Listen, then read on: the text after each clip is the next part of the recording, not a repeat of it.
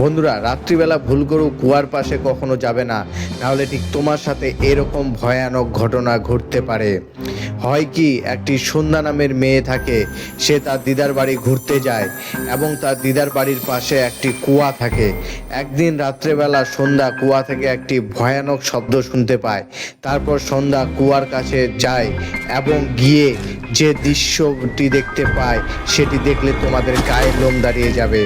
তোমরা ভিডিওটি আগে নিজের চোখেই দেখো, আর ভিডিওটি দেখার আগে আমার চ্যানেলটিকে অবশ্যই সাবস্ক্রাইব করে নিও। Not fucking also stroke. ¿Escucharon eso?